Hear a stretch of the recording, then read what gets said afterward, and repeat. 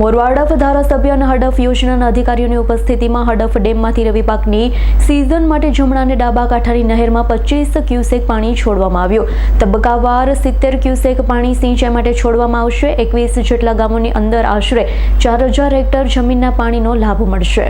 પંચમહાલ જિલ્લાના મોરવા હડફ તાલુકાના ખેડૂતો દ્વારા રવિ પાકની સિઝન માટે હડફ ડેમમાંથી સિંચાઈનું પાણી છોડવાની માંગણી કરવામાં આવી હતી.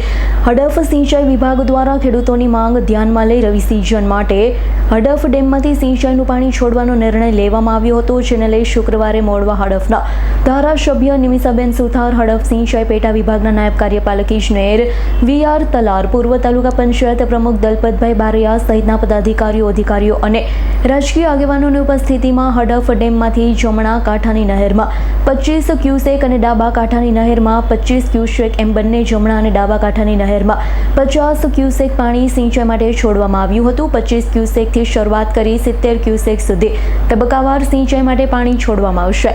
હડફ ડેમમાંથી સિંચાઈ માટે પાણી છોડવામાં આવતા મોરવા હડફ તાલુકાના માતરિયા, ડાંગરિયા, રામપુર, કડાદરા અને નાગદોલ સહિતના 21 જેટલા ગામોની આશરે 4000 હેક્ટર જમીનમાં રવિ સિઝનનો પાક પકાવવામાં ખેડૂતોને લાભ મળશે. હડફ ડેમમાંથી રવિ સિઝન માટે સિંચાઈનું પાણી છોડવામાં આવતા વિસ્તારના ખેડૂતોમાં પણ આનંદની લાગણી પ્રસરી ગઈ છે. ઇકબાલ લડબડનો રિપોર્ટ, S9 ન્યૂઝ, પંચમહાલ.